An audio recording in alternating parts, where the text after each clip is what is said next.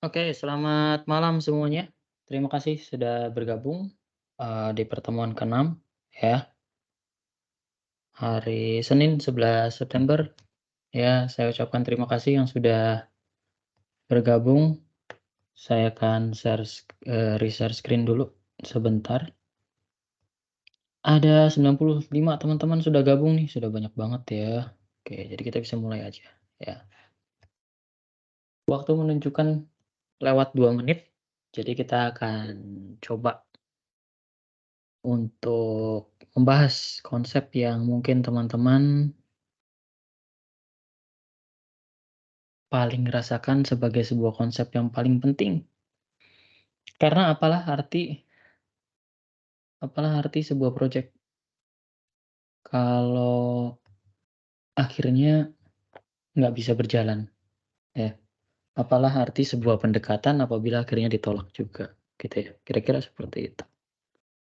Jadi walaupun kita engagement dengan customer-nya sering, terus kemudian kita sering ngobrol dengan customer, terus akhirnya teman-teman me melakukan berbagai macam aktivitas elicitation atau memahami secara lebih dalam ya. Jadi kalau saya katakan elicitation itu artinya memahami secara lebih dalam gitu ya. Terus pada satu titik, customer Anda mengatakan, "Oke, kita akan jalan nih, kamu usulkan proposal project kamu. Usulkan yang kamu butuhkan. Dan kalau sudah oke, maka kita bisa berjalan." Nah, ini seperti fase-fase kalau anak remaja ya, atau ini seperti fase-fase pergeseran dari PDKT gitu ya, atau gebetan ke sesuatu yang kita sebut lebih serius, yaitu komitmen gitu ya. Oke, jadi ada suatu ikatan atau engagement. Ya, kalau di di sebuah project, ikatan itu biasanya berupa kontrak gitu ya, berupa, eee, kesepakatan, hak dan kewajibannya apa, ya, hak dan kewajibannya apa. Dan di diskusi kali ini kita akan menyusun sebuah proposal yang kompetitif. Proposal yang paling kompetitif. Eee, Pendiri Amazon itu mengembangkan usahanya ya di Amazon.com dalam kerangka waktu 3 tahun. Dia bisa menggeser dari beberapa puluh employee, ya beberapa puluh pegawai sampai, eee, ratusan pegawai. Dalam kerangka 3 tahun dari 0 pegawai menjadi 340 sekian pegawai. Kemudian di wawancara TV tersebut, kalau nggak salah CNBC ya, oke, itu ditanya gitu ya, eee, apa yang menjadi rahasia sampai Amazon sesukses itu? Bisa punya pegawai yang banyak gitu ya, bisa punya nilai penjualan yang bagus di mana di era tersebut online online payment atau online shopping itu sesuatu yang mengkhawatirkan bagi sebagian besar orang, ya. Oke. Kemudian apa kata mereka?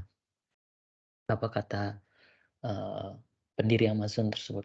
Ada yang tahu namanya pendiri Amazon? Coba ditulis di kolom chat ya, saya agak lupa.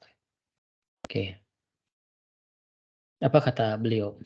Beliau berkata, "Saya ingin setiap setiap pegawai saya bangun tidur itu selalu merasa ketakutan." Ya. Mereka ketakutan karena apa? Mereka ketakutan karena mereka akan kehilangan customer, ya. Oke, makasih, namanya Jeff ya, Jeff Bezos. Terima kasih Mas Elang. Oke, saya ingat nih nama Elang nih, kayaknya aktif ya, oke. Iya, nanti kalau initial assessment saya ngisinya nanti agak beneran deh, untuk teman-teman yang sering komen gitu ya. Oke, eee, ketakutan terhadap kehilangan customer, itu inti bagaimana kita menyusun sebuah proposal project. Itu yang sama dikemukakan oleh Jeff Bezos pada saat ya, dia membuat bisnisnya jadi gede. Ketakutannya itu pada customer yang hilang, bukan pada kompetitor. Si Amazon nggak takut kehilangan karena Walmart. Si Amazon nggak takut kehilangan karena eee, perusahaan yang lain seperti eBay, enggak. Yang dia takut adalah dia takut kehilangan customer. Nah, di dalam dunia nyata, proposal project itu seringkali ditandai dengan sebuah kompetisi. Kompetisi yang nanti kalian paham, bukan kompetisi yang purely sesuatu yang sehat, enggak gitu ya. Kompetisi yang saya katakan mungkin kompetisi yang mengkhawatirkan secara moral gitu ya. Ada banyak di luar sana akan ada banyak teman-teman temui ya, proposal-proposal project itu yang melakukan, eee, 3 dosa besar. Pertama, proposal project itu sengaja di-submit untuk memenangkan salah satu orang atau salah satu pihak. Nanti pada saat teman-teman bekerja, ada praktik seperti itu. Praktik ketika project itu harus masuk proposal dan proposalnya itu harus memenangkan salah satu pihak, 2 proposal pembandingnya itu didesain untuk kalah. Nah, untuk sebuah proposal yang akan maju. Nah, ya, itu yang pertama. Yang kedua kan Anda akan menemukan proposal project yang nggak sehat secara finansial, ya. Nggak sehat secara sustainability.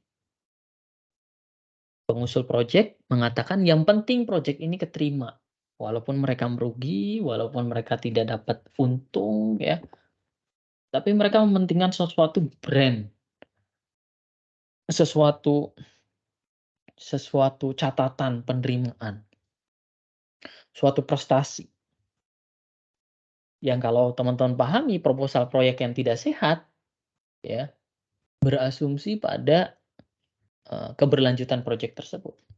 Yang akhirnya proyek tersebut hanya hanya berperan untuk mengeliminasi anggaran, menghabiskan anggaran, ya, iya. Dan dosa ketiga yang sangat umum adalah dosa yang kita sebut proposal project yang markup-nya berlebih. Nah, proposal project yang markup-nya berlebih. Ada proposal project yang markup-nya berlebih karena mohon maaf ada kickback fee.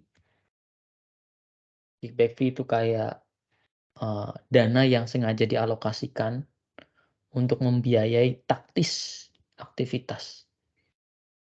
Seperti negosiasi dengan pemilik project, seperti dana entertainment untuk tim narasumber, ya, tim validator, tim auditor, seperti itu. Nah, pesan saya di kuliah ini, kalau kalian menemukan 3 kondisi project tersebut, ya, stay alert gitu ya. Usahakan tidak usah mengambil project tersebut. Karena project tersebut hanya akan menghasilkan sebuah disaster. Baik itu disasternya pada saat pelaksanaan project atau jauh setelah project itu berakhir, kemudian ditemukan sesuatu, ya. Jadi proposal project ini saya katakan sesi kali ini sesi-sesi yang agak agak apa ya, agak sensitif isunya. Kenapa proposal project sensitif? Karena proposal project itu membicarakan membicarakan 3 hal penting, ya. Secara prinsip proposal project itu membicarakan 3 hal penting, ya. Oke. Mereka harus discuss ya, mereka harus discuss tentang aduh saya kok jadi bingung nih, oh ini bahasa Indonesia ya? Proposal project itu harus mendiskusikan harus mendiskusikan oke, ya, 3 komponen utama, ya, 3 komponen utama yang harus didiskusikan. Jadi ada 3 komponen utama yang harus didiskusikan. Coba sekarang saya minta teman-teman menebak nomor 1 itu apa? Nomor 1 itu apa? Coba yang teman-teman menebak. Nomor satu tuh apa? Apa nomor satu yang menjadi prinsip proposal project itu harus mendiskusikan apa? Ayo apa? Nomor satu apa? Hmm? Nomor satu adalah, ada yang tahu? Nomor satu, ya. Saya kasih taruh di mana sih enaknya? Ya, nomor satu.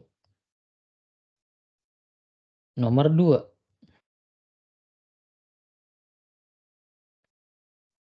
Dan nomor tiga. Kok mana? Kok nomor tiganya itu? Sini nomor tiga ya, nomor tiga. Nomor tiga. Oke.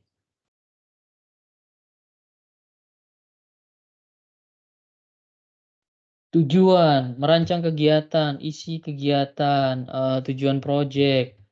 Oke, saya ambil kata-kata yang benar dari salah satu orang. Pertama kali, yang namanya proposal project itu bicara tentang budget, ya. Sebagian besar proposal project itu budget sensitif, teman-teman. Mereka nggak akan baca latar belakang, mereka nggak akan baca tujuan, mereka nggak akan baca resources yang kamu punya, pengen itu certified, pengen itu punya gelar, PhD ganda, enggak. Yang mereka pertama kali lihat, yang mereka pertama kali scroll, itu adalah biaya. Sekeren apapun, sekomplimen apapun, sehebat apapun proposal teman-teman, kalau biayanya nggak masuk, nggak akan diterima. Lain halnya kalau, sultan yang baca gitu ya. Kalau sultan yang baca mungkin dia nggak lihat budget, tapi mostly proposal project itu pertama bicara budget, ya, oke. Bicara budget dulu, oke. Setelah budget baru mereka bicara scope, ruang lingkup, apa outcome-nya, apa keluarannya, oke. Mana yang masuk, mana yang enggak. Nah gitu. Jadi setelah sudah budget, oke budgetnya masuk nih. Pertanyaan kedua dari seseorang adalah, ini sesuai dengan kebutuhan saya tidak? Itulah yang disebut dengan scope. Kalau sudah sesuai, baru yang terakhir bicara waktu, ya. Baru bicara waktu. Waktu itu terakhir, oke, ya. Sekarang Anda memilih gitu ya. Anda pilih kaya dulu, karir sukses, atau cepet, cepet kayanya gitu, cepet, atau bicara waktu gitu ya. Pasti orang mikir kecukupan ekonomi dulu, habis itu karirnya bagus. Nggak apa-apa deh saya jadi apa, saya sempat kepikiran tuh, nggak, saya sempat kepikiran gitu, dapat teman saya cerita gitu ya, tentang dia dia jadi, go-kart driver gitu ya, taksi online. Saya sama dia duduk bareng, terus kemudian kita hitung-hitungan penghasilan gitu ya, dan honestly dengan penghasilan kayak gitu, dibandingkan dengan saya, dia akan cepet kaya gitu, dan dia lebih memilih itu. Dan saya sangat make sense kenapa itu dilakukan, karena itu membuat prioritas nomor satu adalah ekonomi dulu. Habis itu baru dia mikir karir, habis itu mungkin dia mikir waktu. Dia nggak problem, eee, kayak dia nggak problem, apa namanya, dia harus menghabiskan waktu berapa jam dan sebagainya.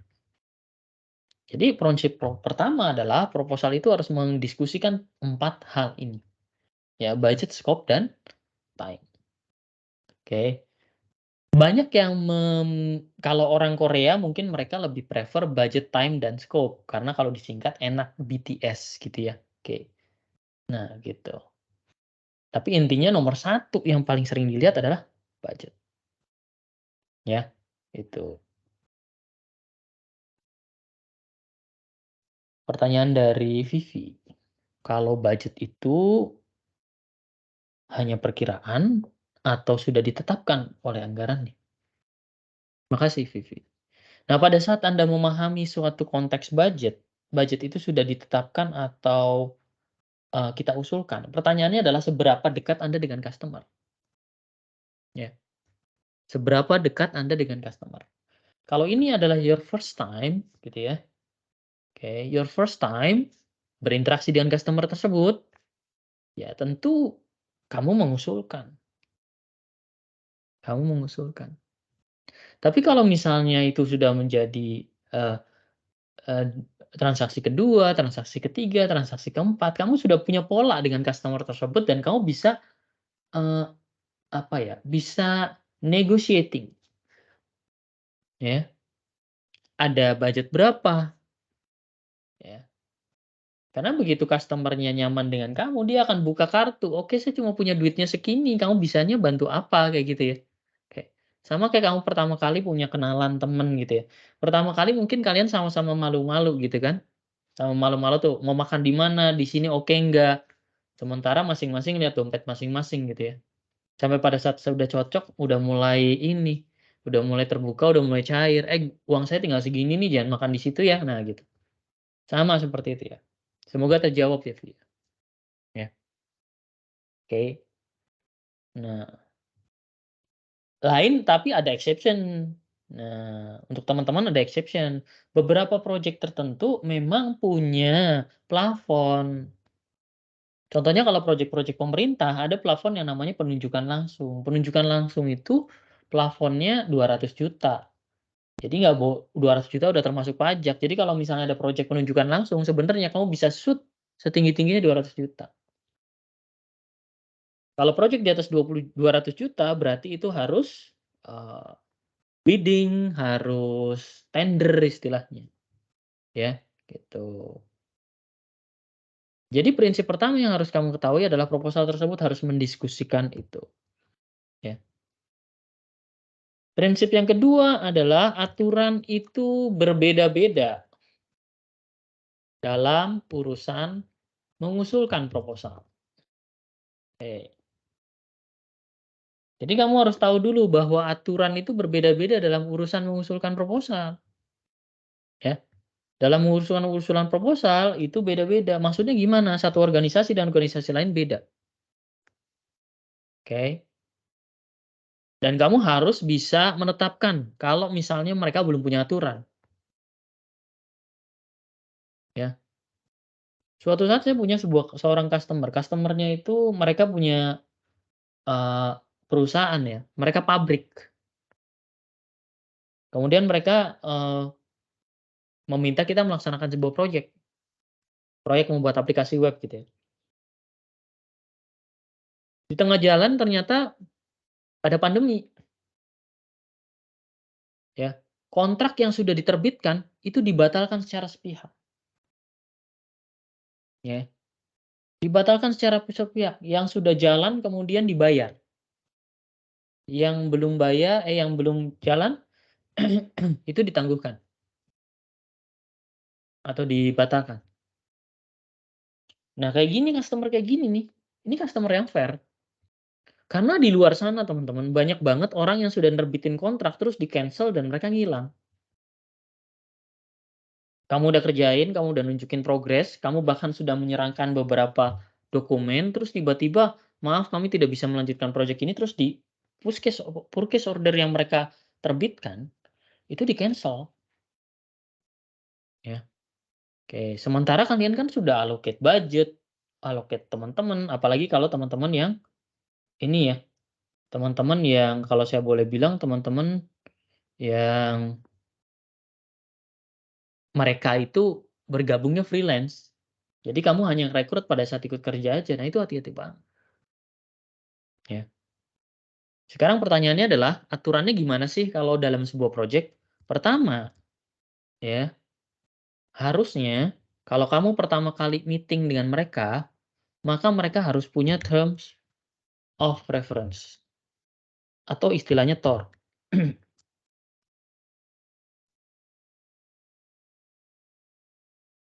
TOR ini isinya spesifikasi. Mereka perlu apa, ya? Mereka perlu apa? Dan terms ini dari mereka loh ya. dari mereka terms of reference. Tapi jangan salah, di beberapa perusahaan yang nakal, mereka melakukan suatu aktivitas yang disebut dengan beauty contest. Beauty contest ini bener nggak ya? Tulisannya kayak mereka melakukan beauty contest, teman-teman. Dan ini yang melakukan rata-rata perusahaan besar. Oke, beauty contest itu apa sih? Mereka itu minta 5 atau 6 perusahaan yang punya layanan berdasarkan kebutuhan mereka, presentasi bareng. Presentasi bareng. Setelah 5 perusahaan ini presentasi bareng, mereka melakukan beauty contest itu artinya keren-kerenan solusinya ya, keren ini gitu. Setelah itu, baru mereka nyusun term of reference, ya.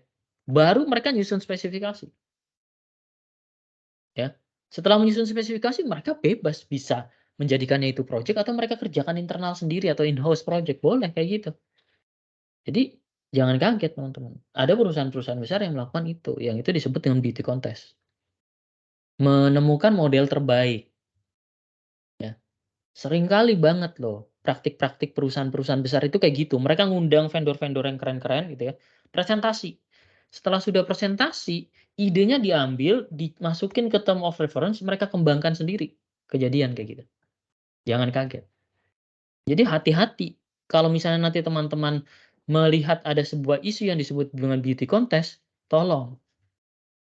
Kalau ada konsep beauty contest, tolong. Mereka nggak bilang, "Ini beauty contest," enggak. Mereka paling bilang, "Ini seleksi vendor." Kita punya peluang ini gitu ya. Nah, pada saat terjadi beauty contest tersebut, teman-teman harus keep sesuatu yang memang senjata pamungkas kalian dan show yang menurut kalian itu adalah sesuatu yang common. Nah ya, setelah itu lahir term of reference, sebenarnya nggak apa-apa kalau ada beauty contest, kalau term of reference-nya akhirnya dilemparkan ke kalian lagi. Tapi yang sering nakal adalah beauty contest, term of reference-nya udah dibuat, terus yang jalanin itu project yang memang sudah dipilih oleh perusahaan tersebut dan itu di luar orang-orang yang melakukan beauty contest. Wah, sadis banget kan kayak gitu. Jangan kaget nanti kalau teman-teman kerja ada kayak gitu. Idenya siapa, yang ngembangin siapa, ya kayak gitu. Oke. Tapi kalau ngikutin konsep ya wajar-wajar aja because the idea is nothing without implementation. Nah, gitu kan ya. Nah itu. Beauty contest ada SOP-nya nggak? Nggak ada sih beauty contest nggak ada SOP-nya. Umumnya kalau beauty contest tuh perusahaan dipanggil gitu ya. Mereka menunjukkan solusinya, misalnya contohnya gini. Ya, saya pengen cari solusi tentang, eee, gate parkir yang basisnya membaca, nomor plat. Nah, gitu. Ya sudah, vendor-vendor yang ahli dipanggil, terus disusunlah term of reference. Misalnya term of reference-nya adalah, eee, gate yang dibuat atau sorry, CCTV yang dibuat harganya maksimal segini misalnya. Mereka harus bisa mendeteksi berapa berapa detik. Nah, gitu, gitu. Ya, lanjut ya. Oke. Setelah term of reference, maka ada aktivitas yang kita sebut dengan RFQ, ya, request for quotation. Request for quotation. Request of quotation. Nah, ya, oke. Nah, request for quotation.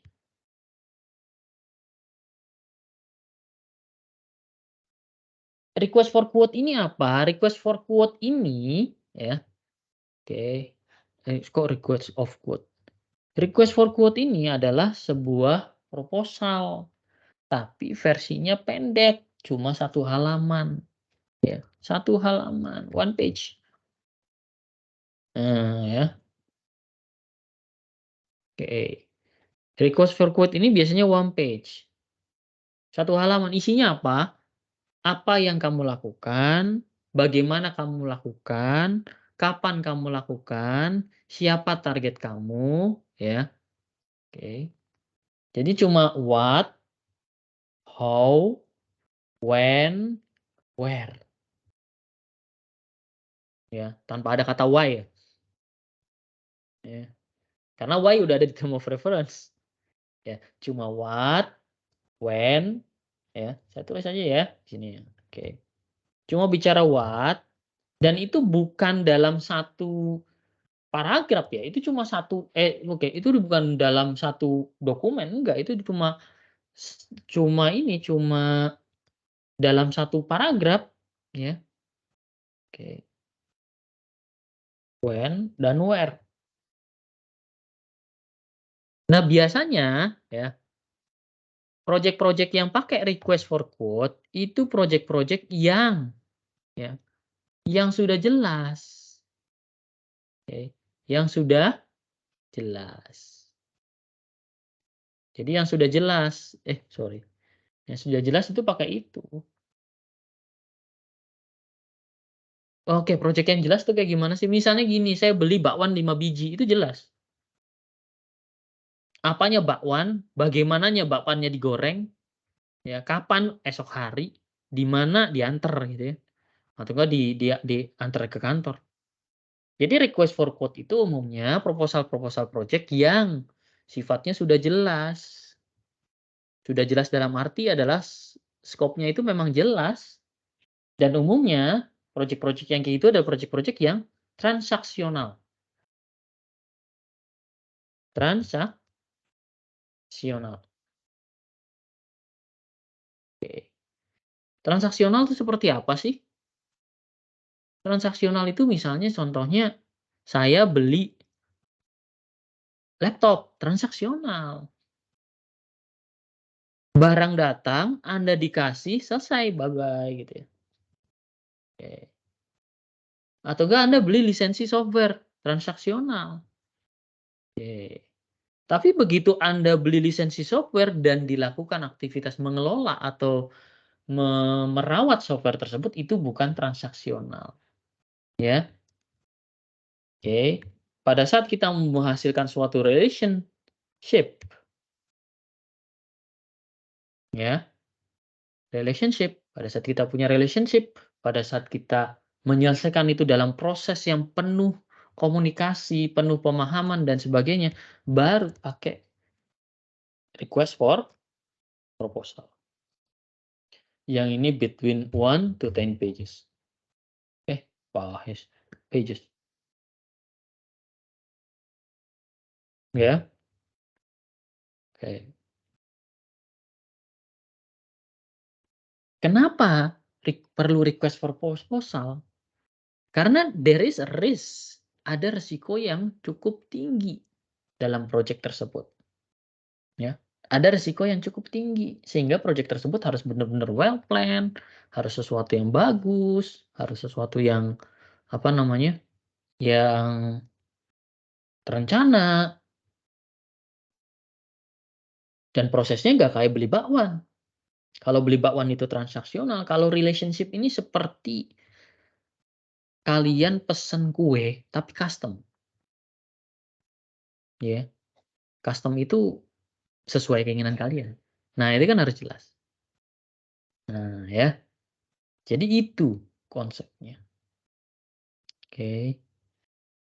Setelah ada beauty, transactional relationship. Baik RFQ dan RFP itu menghasilkan sesuatu yang namanya purchase order. Atau kita kenal dengan PO. Nah, ya. Mereka akan menghasilkan sesuatu yang disebut dengan purchase order atau PO. Ya. Nah, ini contoh dokumen RFQ itu ya. Contoh dokumen RFQ. Ya, contoh dokumen. Jadi biasanya di bagian sini yang paling penting itu di bagian sini nih ada tabel yang sudah sangat jelas. Ya. Oke. Misalnya contohnya melakukan pelatihan cloud computing, ya. Oke. Bagaimana? Terus ditulis gitu kan. Melakukan pelatihan cloud computing berapa lama, 3 hari dan sebagainya, di mananya misalnya online. Ya, siapa pesertanya, 10 orang dan gitu. Jadi sudah jelas. Nah, sementara yang namanya proposal project lebih lengkap. Ada nama proyeknya, ada korespondensinya, ada latar belakangnya, ruang lingkupnya, rencana pengerjaan, investasi, halaman persetujuan, dan lampiran. Dan tebak, Setiap proposal project itu yang paling pertama dibaca itu adalah investasi. Investasi dulu yang dibaca. Itulah kenapa setelah investasi ada halaman persetujuan, karena ada banyak customer yang lihat investasinya, "Oh oke nih, murah banget," gitu ya. Apalagi dia udah, punya anggaran ya, punya range-range anggaran gitu, dia bilang, "Murah banget nih." Tahu udah murah banget, dia lihat ruang lingkupnya, ternyata dapat ini. Habis itu dia lihat rencana pengerjaannya, ya. Habis itu baru dia lihat investasi halaman persetujuan. Jadi kalau saya boleh bilang, prosesnya itu kayak gini teman-teman, ya. Pertama itu orang tuh nggak lihat nama proyek, mereka langsung ke sini pertama mulai, set, bagus, langsung dia ke sini. Oke, bener nih, oke, oke mantap. Nah gitu, kebayang ya jalurnya, oke. Jadi jangan pikir deh kalian jangan terlalu terlalu apa ya, terlalu, idealis buat latar belakang proyek yang keren-keren, enggak dibaca teman-teman. Tapi tolong saya katakan, latar belakang itu dibaca kalau misalnya itu adalah latar belakang skripsi, latar belakang penelitian S2, S3 itu dibaca. Tapi kalau latar belakang project, saya yakin yang dibaca pertama investasi, kemudian ruang lingkup, kemudian rencana pengerjaan, ya. Baru terakhir dia tanda tangan halaman persetujuan, gitu, ya. Oke, balik lagi ke sini. Nah, pada saat kita sudah memiliki purchase order, maka teman-teman harus melakukan aktivitas pengembangan tersebut. Harus menghasilkan outcome. Setelah purchase order, maka teman-teman harus punya yang namanya proof of execution. Atau singkatannya POE. Jadi kalau teman-teman nanti udah kerja di Jakarta atau di mana, terus kemudian ada istilah, POE-nya mana, POE-nya mana? Artinya proof of execution. Bisa berupa dokumentasi, kalau misalnya event ada fotonya, ya bisa berupa materials, bisa berupa produk, ya, seperti software-nya atau, eee, materi kuliah, materi pembelajarannya gitu ya, ya, gitu. Jadi bisa dokumentasi, bisa produk, ya. Dan bisa juga yang namanya closure letter atau disingkat dengan CL. CL apa sih? CL ini adalah sebuah, eee, surat satu halaman yang isinya customer sudah mengatakan project ini oke untuk closing. Makanya namanya closure letter. Nah, gitu.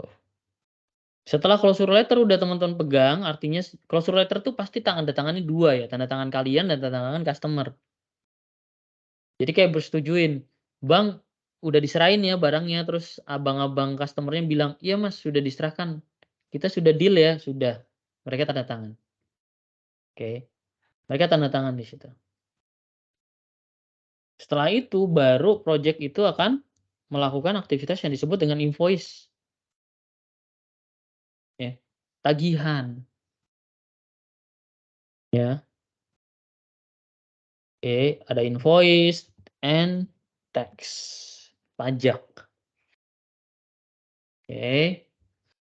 Nah, setelah udah invoice and tax sebenarnya project kalian closing. Kalau sudah menerima payment ya. Ya, payment process. Oke.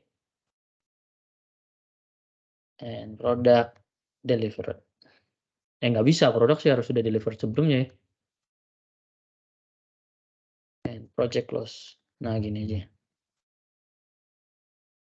Nah, gitu. Ini ya teman-teman ya, semoga semoga semoga paham deh kayak gini. Nah, itu. Ya. Oke. Itu prinsip kedua.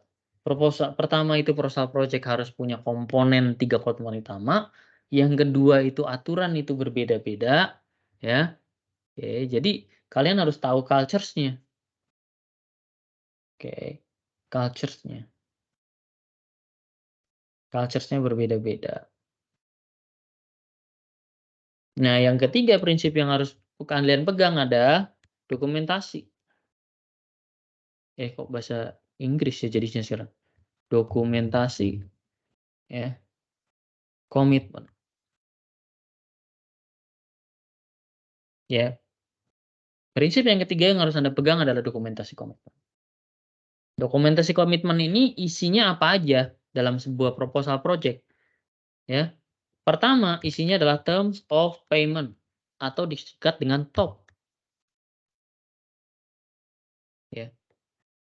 Terms of payment itu cara bayarnya gimana, ya. Ada yang cara bayarnya itu adalah pada saat hari H, ada yang bayarnya itu D30, D15, D60 gitu ya. Artinya setelah kamu deliver, project itu close, kamu invoice-nya diproses bener, habis itu tambah 60 hari. Oke. Ada yang term of payment-nya juga menggunakan CA atau kita dikenal juga dengan cash advance. Cash advance ini bayar di depan. Contohnya kayak pelatihan tuh dibayar di depan lah 5 orang. Ya. Jadi ada yang seperti itu teman-teman. Oke, jadi ada yang seperti itu. Dan yang terakhir ada yang basisnya down payment and installment. Customer-nya nyicil. Customer-nya nyicil. Ya. Sekarang kalau Anda suruh milih, mana yang Anda pilih? Cash advance, down payment, atau basisnya D? Oke. Saya jadiin satu yang basisnya D. Oke. D payment. Nah, Anda pilih mana? Cash advance, down payment, atau installment? Coba. Kalian pilih mana?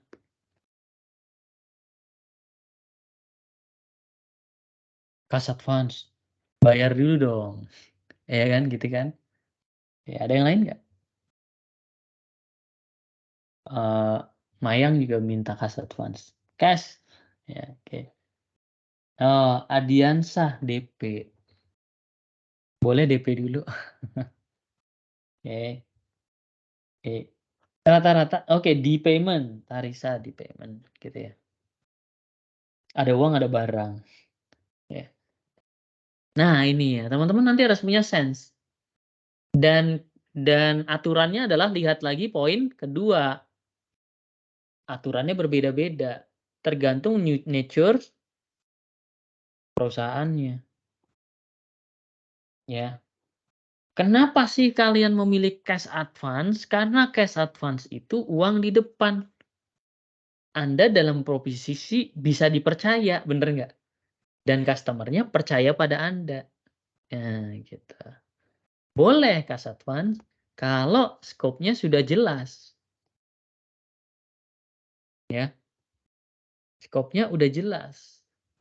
Sama kayak kalian pre-order HP. Scope-nya udah jelas, saya akan dapat HP 16 GB, RAM 512.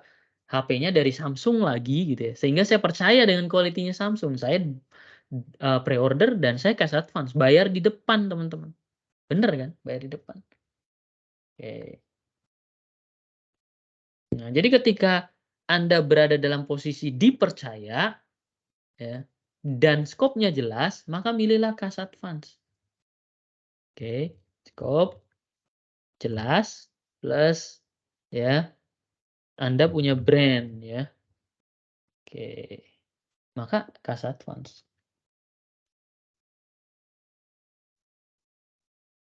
Oke.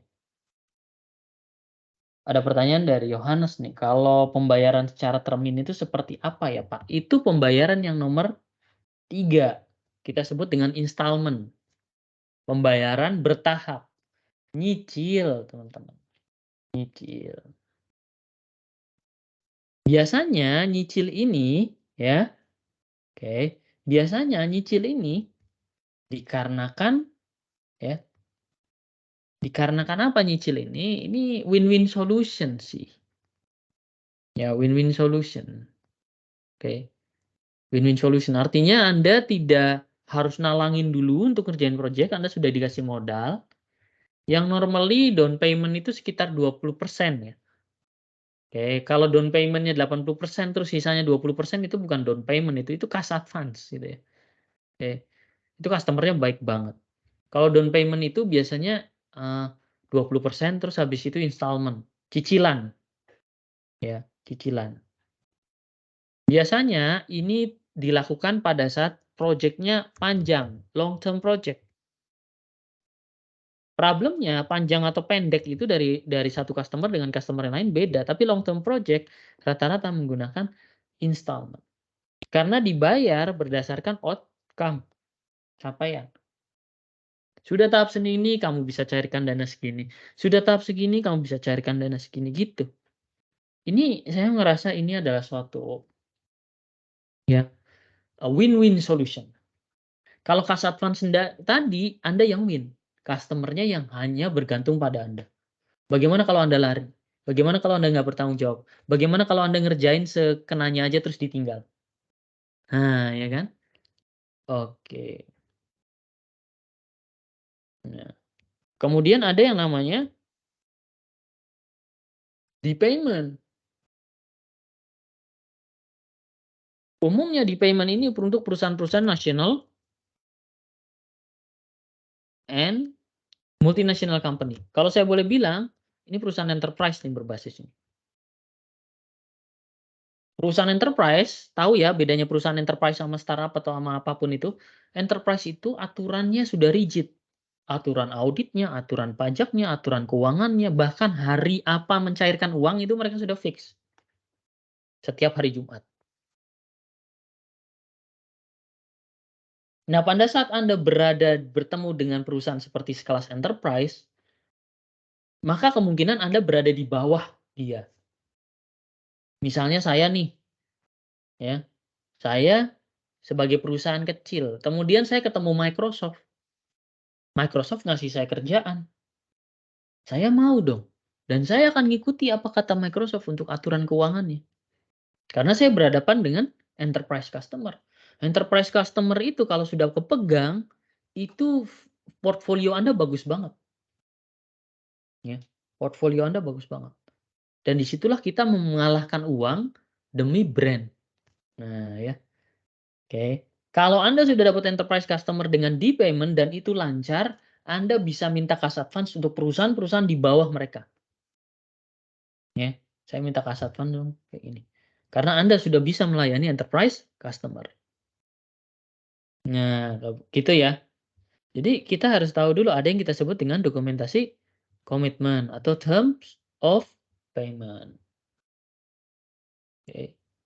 Selain ada definisi komitmen, ada juga yang namanya ya commissioning list. Oke, commissioning list. Gimana sih learn spelling itu? Ya, kalau saya salah nanti. Commissioning list ini apa? Daftar periksa. Kalau di dunia kendaraan ada namanya PDI, Physical Delivery Inspection. Nah, akhirnya saya ingat. Jadi kalau saya beli mobil, misalnya saya beli mobil, eee, Tesla atau mobil apapun lah ya, mobil Jepang atau apapun gitu ya, maka di sana ada aktivitas PDI, Physical ya Inspection. Nah, itu ya. Physical apa tadi saya lupa. Nah, itu. Nah, intinya adalah mereka punya sekumpulan list. Ada list nih. Yang list-nya itu disepakati bersama pada saat level, RFP atau di TOR udah ada. Yang list itu diperiksa ya, diperiksa. Oke, diperiksa. oleh Anda dan customer. Biasanya yang kami lakukan itu dicek bareng-bareng. Coba ini misalnya ada commissioning list. Pengguna bisa login dengan Google ID misalnya. Pengguna bisa login dengan Google ID, ya ada. Diuji sama-sama bener checklist, gitu. Sampai checklist-nya udah semua selesai baru dianggap project-nya kosong. Selain itu ada yang namanya ya, disclosure agreement atau dikenal dengan NDA. NDA ini adalah sebuah dokumentasi komitmen yang diserahkan oleh customer kepada Anda dan intinya Anda berjanji kalau Anda tidak akan membocorkan rahasia customer. Ya, oke. Tidak membocorkan tuh biasanya gini, jadi banyak perusahaan-perusahaan yang besar di sana yang mereka tidak ingin ketahuan kalau Anda yang mengembangkan software-nya. Ya, ada banyak perusahaan di luar sana yang gede-gede tapi nggak pengen tahu, mereka nggak pengen kamu, nggak pengen masyarakat tahu kalau kamu yang buat, ya. Oke, ada kayak gitu. Ya kayak Google ya gede ya, yang buat ponselnya siapa sih? HTC, ya. HTC apa? Pabrikan. Pabrikan siapa? Yang dulunya ngembangin Windows Mobile, ya. Oke, ya tapi Google nggak pengen tahu HTC yang buat HP-nya. Customer nggak boleh tahu, yang boleh tahu bahwa, mmm Google Pixel ya, Google Fold dan sebagainya itu dikembangkan oleh Google. Nah, ada yang kayak gitu. Dan Anda harus tanda tangan NDA, ya, tanda tangan NDA. Atau NDA juga ditandatangani pada saat ada sesuatu yang confidential. Jadi ada 2 kenapa kita tanda tangan NDA. Ada confidential dan ya, dan yang terakhir adalah white labeling. White labeling itu tadi, bagi Anda nggak boleh masukin itu ke katalog. Nggak boleh masukin ke portfolio. Saya pernah mengerjakan project untuk misalnya NASA, misalnya. Tapi NASA-nya mengatakan Anda minta NDA kalau NASA itu mengontrak Anda, tapi Anda nggak boleh kasih tahu orang-orang kalau Anda dikontrak NASA. Nah, gitu ya. In return kalian dikasih duit gede, misalnya. White labeling, wajar. Ya, oke. Ada kayak gitu. Atau juga ada data-data rahasia, misalnya nih, ya, eee, kita jadi konsultan konsultan untuk mengevaluasi kebocoran keamanan forensik, ya, atau, audit information system, ISA, Information System Audit, kita yang mengerjakan. Nah, pas kita nerima dari customer kan ada data-data nama, even password, teman-teman. Saya pernah kaget ya, kebetulan waktu itu saya jadi konsultan untuk ISO, standar ISO 27001 ya, itu keamanan, standar keamanan gitu ya. Pas jadi konsultan gitu, saya dikasih database, database isinya apa, username dan password. Dan username dan password-nya itu bener-bener nggak di-hash. Jadi ada nama, alamat, dan, eee, password-nya. Tapi pada saat itu perusahaan bilang ke saya, "Kita harus tanda tangani NDA ini, jangan sampai data ini bocor." Karena itu ada namanya @gmail, terus password-nya apa. Loh, kan bahaya banget. Bayangin saya hilaf, terus saya pakai iseng-iseng, saya login-in semua pakai satu-satu ke Tokopedia atau ke mana gitu ya. Siapa tahu saya bisa belanja, iya kan? Karena 80% orang menggunakan password yang sama. Nah itu, ada yang namanya NDA. Ya, jadi ada term of payment, ada commissioning list, ada NDA. Itu yang namanya dokumentasi komitmen, ya. Oke. Dari Himatus Jairoh, kebutuhan modal cepat. Kalau teman-teman pengen ngambil kebutuhan modal cepat, maka lebih baik ya, eee, saya bukan pakai statement saya pakai, eee, buku yang ditulis oleh Steve Anderson. Buku yang ditulis Steve Anderson. Steve Anderson bilang,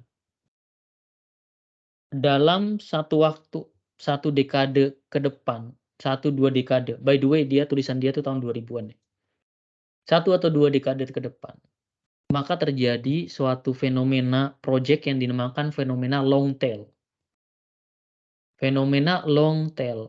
Ya, ini saya jelasin dulu ya fenomena long tail ya. Fenomena long tail. Long tail itu teman-teman mungkin pernah lihat Brontosaurus ya. Brontosaurus kan buntutnya panjang ya, long tail. Yang dikatakan oleh Steve Anderson bahwa ya, modal cepat itu bisa diperoleh melalui ya, long tail teori.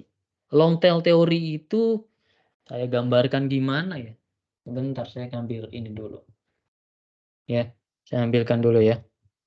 Oke. Semoga jalan nih. Pensil saya dari kemarin nggak jalan.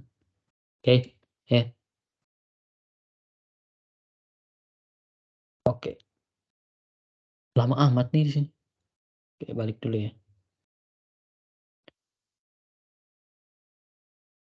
Oke. Jadi yang namanya long tail. Long tail tuh ya kayak long tail ya. Kayak gambar oh ini. Kok error? Sebentar. Error. Bisa sampai configuring. Oke. Jadi ada fenomena long tail itu, long tail intinya adalah yang seperti ini, saya buat di sini aja. Nah, ini long tail. Ini kan Brontosaurus nih.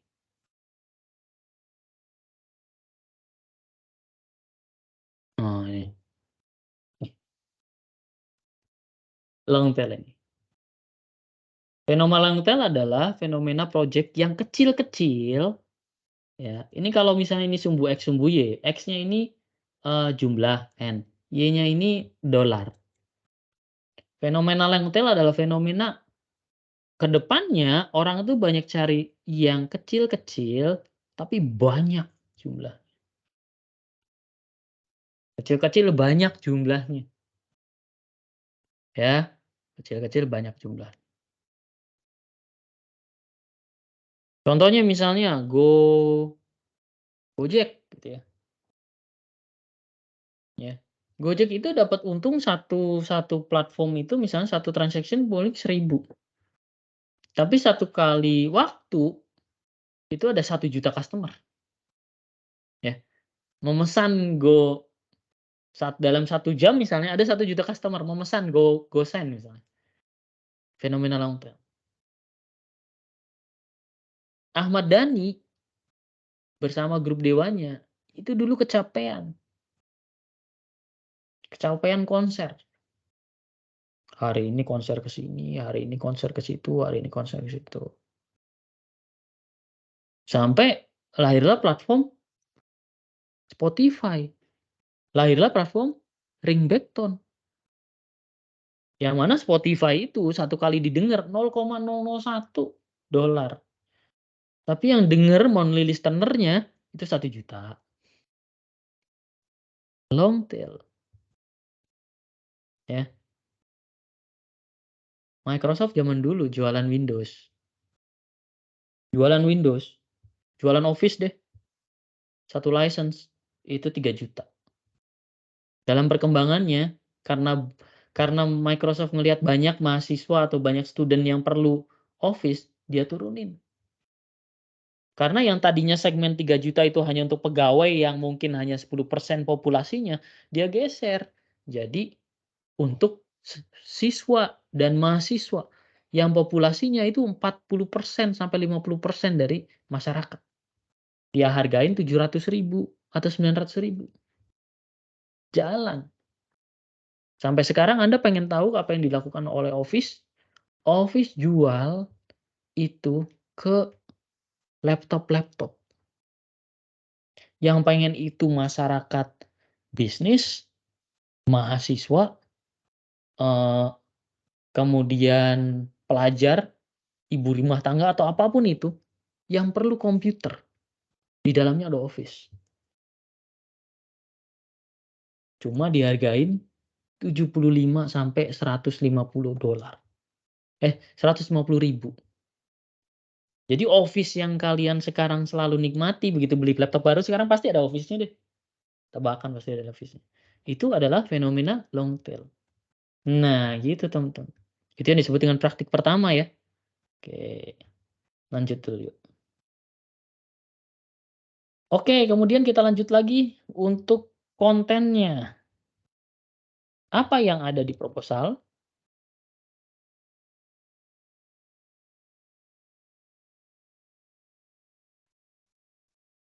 Pertama ada nama proyek.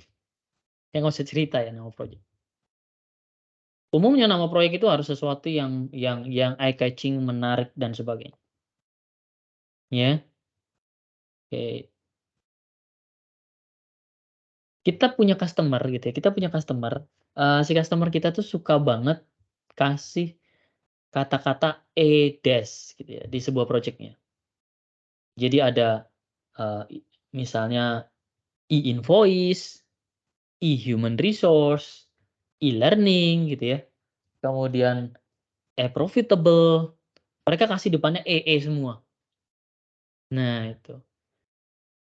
Nama proyek ini penting teman-teman, karena kalau Anda punya sebuah branding tertentu ke seorang klien tertentu dan diawali dengan, eee, kata-kata yang mudah diingat seperti itu, seperti tadi, customer Anda akan ingat Anda. Begitu ada kata-kata depannya E, ini pasti yang ngerjain si perusahaan X nih, gitu. Ya, oke. Nah, gitu. Sama halnya kayak Mari Belajar. Mari Belajar itu produk produk portfolionya itu depannya semuanya Mari Belajar.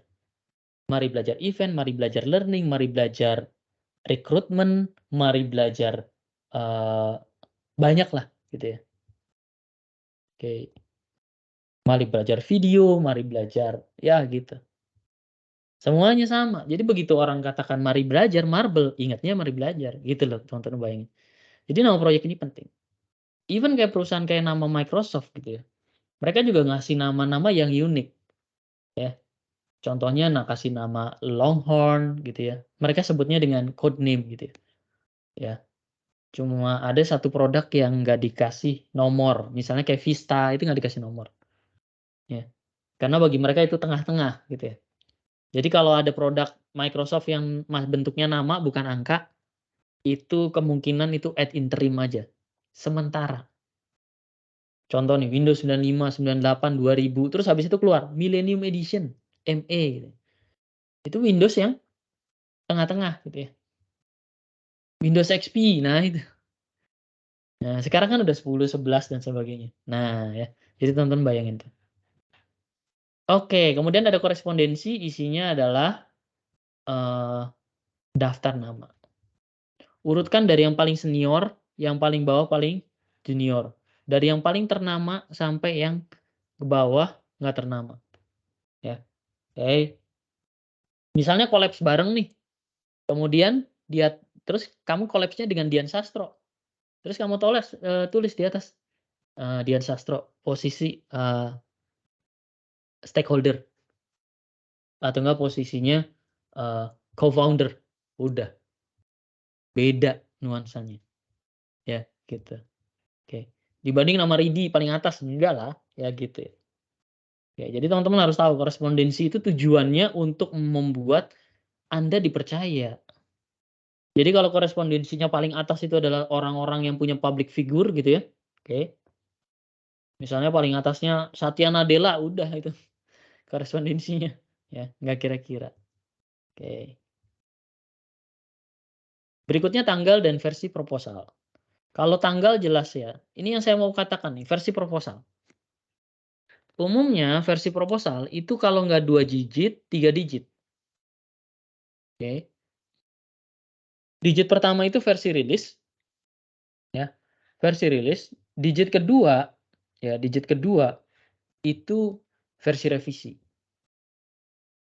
Jadi setiap teman kamu buat perubahan, maka dia akan naik counting. Nah ya, counting. Ya, kalau versi rilis satu, terus kamu udah kirim ke customer, nih kamu kirim ke customer, set gitu ya. Terus customer bilang, "Tolong revisi." Itu nanti versi rilisnya bisa naik, boleh naik. Karena kamu sudah bernegosiasi 2 kali. Karena kamu sudah bernegosiasi 2 kali. Bahkan ada orang-orang yang menggunakan versi proposal 3 digit, ya, mayor, minor, revision. Setiap Anda ngedit itu cuma ngubah yang revision, digit ketiga. Minor itu kalau customer-nya komplain terus minta kamu revisi. Mayor ini kalau project-nya udah lolos terus besok dapat project lagi, maka proposalnya versi 2, ya. Misalnya Anda ngembangin, sebut aja aplikasinya e-learning, maka pertama 10X, X-nya ini berapa kali diedit, dikirimkan, terus customer bilang, "Revisi dong." Maka nanti berikutnya, revisi berikutnya 1.1X, X ini berapa kali revisi, ya, gitu ya. Lalu projeknya udah selesai, kemudian tahun depannya ada project baru, 2.0.y, ya, gitu ya. Kebayang ya? Nah, gitu, semoga kebayang nih. Kalau nggak kebayang, eee, ditanyakan aja ya. Oke. Latar belakang project sih isinya simpel ya, ini sama seperti latar belakang skripsi Anda kalau nanti Anda buat skripsi. Saya cuma kasih rumus 4 ya. Apa masalahnya? Masalahnya itu pain point mereka. Mengapa masalah itu penting? Sebut resikonya. Yang ketiga, eee, bagaimana solusi itu diselesaikan? Bagaimana masalah itu diselesaikan? Yang keempat, apa pilihan Anda dalam menyelesaikan masalah? Nah, gitu. 4 itu. Ya ada kombinasinya misalnya kayak gini yang Anda lihat layar. Tapi cuma 4, masalah, masalah itu penting, solusinya itu apa aja, kenapa Anda milih solusi itu? Saya ambil contoh ya, masalahnya misalnya, banyak tempe yang tidak laku dan busuk di gudang, oke. Yang kedua, selain tempe yang busuk di gudang itu memberikan kerugian, maka terjadi juga sumber penyakit dan mengakibatkan, eee, apa, distribusi kebutuhan tempe protein tidak terpenuhi di negara tertentu. Nah gitu, oke. Terus solusinya, banyak cara membuat tempe ini agar tetap bisa digunakan, ada yang diubah, ada yang dijual dalam bentuk kalengan, ada yang apa dan sebagainya. Terus habis itu Anda mengusulkan solusi. Proyek ini akan membuat aplikasi web untuk memesan tempe sehingga bisa dikirimkan ke luar negeri. Nah, ya, itu solusinya. Nah, teman bisa bayangkan. Kemudian ruang lingkup. Ruang lingkup itu apa yang masuk, apa yang nggak masuk. Kalau teman-teman lihat ruang lingkup pekerjaan, ini sama dengan project charter yang teman-teman buat. Jadi proposal tuh it's part of project charter. Jadi kalau project charter-nya udah dibuat, proposalnya gampang dibuat. Kalau proposal udah dibuat, project charter-nya juga gampang dibuat karena mereka sharing informasi, ruang lingkup. Ya, oke. Rencana pekerjaan, kemarin kita udah bahas ya, pakai Microsoft Project ya. Ya, ada milestone, ada apa, teman-teman pasti udah tahu. Oke. Dan kemudian investasi project. Nah, oke. Pada saat bicara investasi proyek, maka yang mana nih? Ya, apa ada yang di proposal baca sendiri ya. Ada tadi ada latar belakang, ada apa. Oke. Investasi. Investasi cuma ada 2 tipe, customer minimalis, cari yang paling murah, ya, oke, itu yang pertama, atau berdasarkan value, berdasarkan nilai.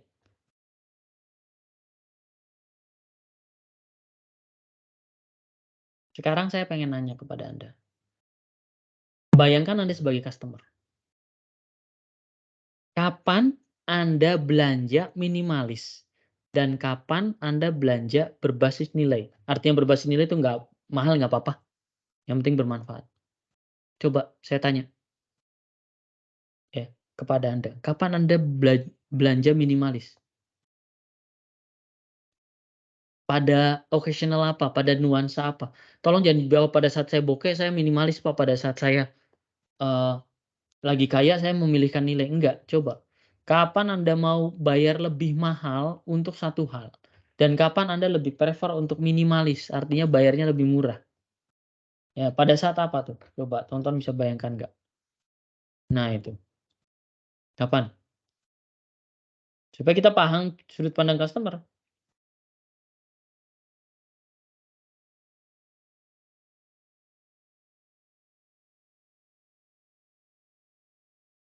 Saya bayar murah pada saat ada diskon, make sense, ya. Ada promo ya, make sense. Itulah kenapa di beberapa bisnis ada project-project yang diberi yang namanya repeat order. Nah, saya tulis ya praktik kedua ya, repeat order. Repeat order adalah suatu kondisi ketika nilai project Anda turunkan karena loyalitas tuh pemilik, loyalitas ke customer. Misalnya ada customer yang dalam setahun belanja project ke Anda 5 kali, ya yang keempat Anda pasti kasih diskon, kasih cashback. Bayar mahal ketika kita perlu dan hanya ada itu satu-satunya. Nah ini terima kasih banget, ya ya. Minimal kalau barang yang dipakai jangkanya pendek, saya bayar lebih oke. Kalau lagi butuh banget baru bayar lebih. Jadi teman-teman harus tahu juga nih, saya ambil dari kata-kata, Tarisa ya, kalau butuh banget baru bayar lebih. Teman-teman harus tahu nih, si customer ini pada saat Anda diskusi sama kalian, dia ngerasa butuh banget nggak ke kalian? Kalau butuh banget naikin nilainya dikit, ya, naikin nilainya dikit, fokusnya bukan minimalis. Nah itu ya. Tapi Anda harus paham juga, seperti kata, eee, ya Jeffrey juga berkata sama ya, pada saat kita penyediaannya satu-satunya, itu boleh. Saya punya teman saya itu jago C++. Jago C++ di Indonesia yang bisa megang kernel sistem operasi itu jarang banget. Sehingga wajar saja dia pasang tarif mahal karena nggak ada orang yang bisa. Nah, pada saat Anda ngelihat di sekitar Anda nih, misalnya gini, seringkali kan yang lain bisanya PHP, customer Anda lagi perlunya ASP.NET dan cuma Anda yang bisa ASP.NET. Fokus ke investasi, nilai, naikin dikit.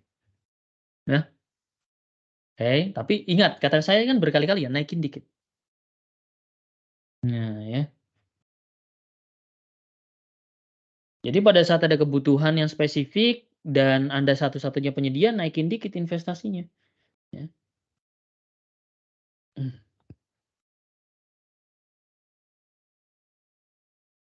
oke. Berikutnya kapan minimalis? Kalau minimalis itu kalau jangkanya pendek, kalau nilai itu kalau jangkanya panjang.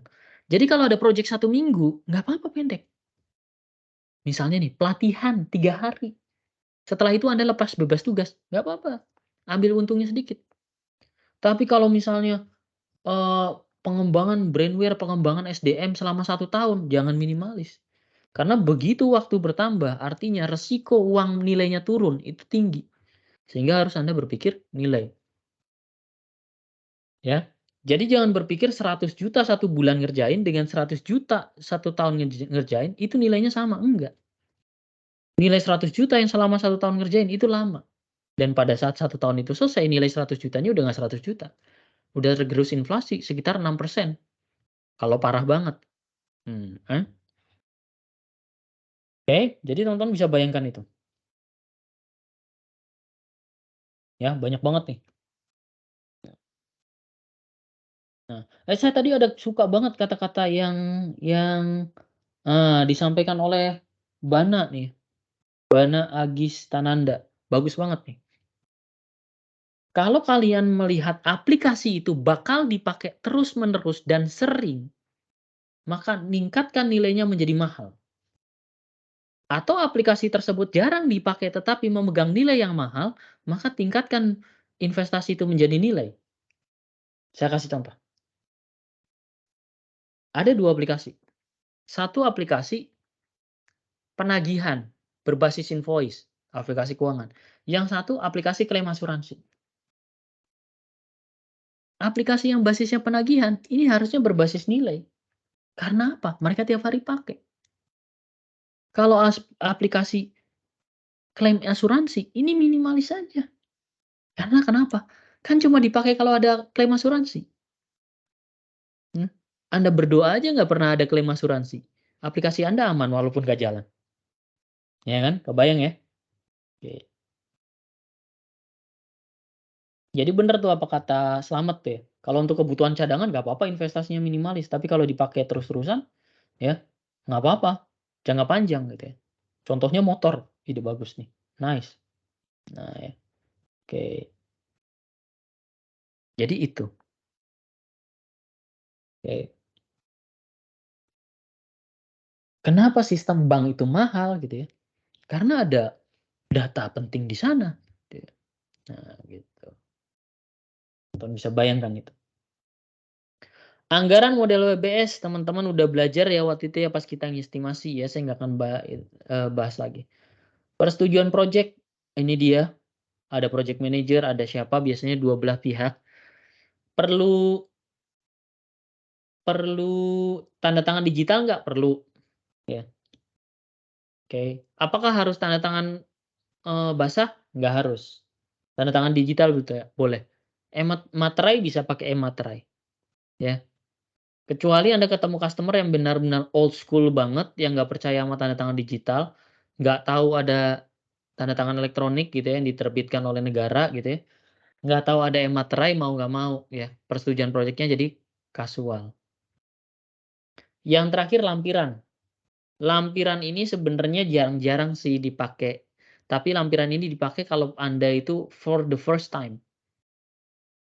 Biasanya kalau Anda sudah 2 kali, 3 kali, Anda nggak diminta lampiran-lampiran ini. Anda nggak diminta profil, Anda nggak diminta pengalaman proyek, Anda nggak diminta informasi tambahan seperti mockup dan sebagainya, enggak, mereka udah percaya. Tapi kalau ini your first time, atau ini digunakan untuk memperoleh funding pertama kali, biasanya perlu profil dan pengalaman. Kayak orang-orang startup itu perlu lampiran itu. Ya, gitu. Proposal proyek yang efektif gimana? Nah, itu ya. Komunikasi, ketegasan, efektif. Nah, itu. Oke, ini udah nih. Ya. Sekarang kita balik lagi ke bawah. Sekarang teman kita akan pendekatan, eee, menyusun proposal project. Karena project itu yang paling penting ada 3 hal ini, maka kita harus menentukan 3 hal ini, ya. Pendekatan project itu ada 2, menggunakan pendekatan formal, yang kedua pendekatan proposal berbasis, agile, ya, ini sangat umum, formal atau agile. Oke, formal atau agile. Dan saya mau cerita, walaupun yang pertama itu adalah budget, kemudian scope dan time, maka pada saat mengerjakan, oke, eee, nah ini ya, nah saya ubah jadi BTS ya, boleh BTS juga, saya ubah jadi BTS nih, ya 3-nya di sini. Nah, oke. Walaupun customer itu melihat budget, time, dan scope, tapi Anda mengerjakannya terbalik, scope, time, budget. Sadar nggak kemarin kita kayak gitu? Ingat nggak estimasi? Kan kita melakukan kayak gitu, dibalik, bukan BTS tapi STB. Jadi bukan BTS, grup BTS, tapi set top box, STB. Coba teman-teman ingat pas kita praktek kemarin dengan Microsoft Project. Pertama kan saya nge-list dulu, mana milestone, aktivitasnya apa, dan sebagainya, keluarannya apa, berbasis aktivitas atau berbasis outcome, terusin sampai ke bawah. Udah kan? Habis itu apa? Kita ngatur waktunya kan? Ya, kita ngatur waktunya. Tanggal segini sampai tanggal segini sampai segini, dependensinya ini dan ini, seperti ini, selesai. Terakhir budget kan? Nah, itu. Jadi secara sederhana, proses pendekatan yang paling umum, ya, secara generik itu urutannya adalah scope dulu, habis itu time, baru habis itu budget. Karena pertanyaan pertama yang paling dikemukakan adalah, "Skop ini bisa dikerjakan berapa lama?" Karena dari waktu itu bisa dikonversi uang, ya. Jadi bener time is money. Karena di konsep project manager bener kayak gitu. Yang dikonversi ke uangnya itu adalah waktunya, ya, waktunya. Entah itu waktu tenaga kerja, entah waktu untuk membuat produk, entah waktu untuk membeli suatu, waktunya, ya. Sehingga kita harus memikirkan pendekatannya, di balik scope dulu, time dulu, habis itu budget. Nah, gitu ya. Sekarang pertanyaannya adalah, eee, kayak sekarang pertanyaannya adalah yang paling gampang gini, kita ulangi ya, tadi apa? Eee, Scope dulu. Jadi, kerjakan skopnya dulu, iya kan? Anda tuh, ditulis dulu skop, habis itu baru time-nya, habis itu baru budgetnya, oke? Konsepnya seperti itu. Jadi kalau saya menggunakan Microsoft Project, seperti yang kemarin sudah kita, kembangkan gitu ya, kayak mana nih, yang mana nih? Yang ini bukan. Nah, ini yang kita kembangkan di sini kan, kita kan buat skopnya dulu nih yang ini, habis itu time-nya yang ini, habis itu baru, eee, apa namanya, uangnya berapa dengan mengalokasikan resources.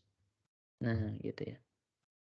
Jadi, prosesnya seperti itu, skopnya gitu dulu, berupa list of activities, outcome, habis itu time-nya, oke, how long to create the activity at the outcome or do activity, gitu kan. Habis itu di-convert menjadi budget, ya. Umumnya di sini akan dihitung dalam bentuk main days. Ya budget tidak ada hal lain, main days, ya, dikali dikali tarif, ya kan. Ada tarifnya. Tarifnya dapat dari mana, Pak? Tarifnya biasanya dari perusahaan consulting, jadi ada asosiasi consulting, ya, kayak gitu. Mereka sudah punya tarif, oh kalau perusahaannya levelnya segini, segini per harinya. Oh kalau perusahaannya udah seperti ini. Nah itu,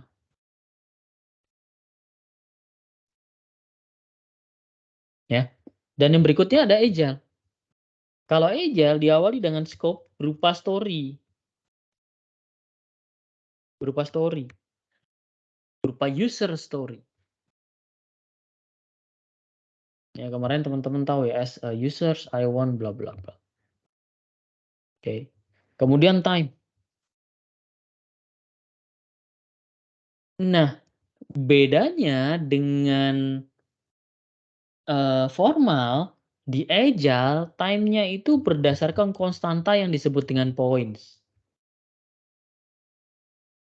Jadi time itu hanya didasarkan pada points, ya. Ini agak kompleks sedikit ya. Didasarkan pada points, kemudian velocity, ya, kemudian menghasilkan time. Oke ya. Saya jelaskan dulu dari konsep yang sederhana.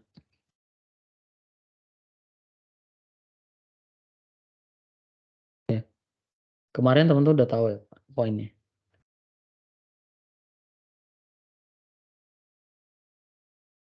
Pertama saya mau menjelaskan aspek velocity.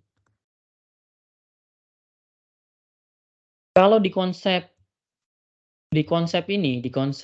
sorry, Di konsep, time, how long to create the outcome and do activity, umumnya di konsep formal pakai pendekatannya estimate.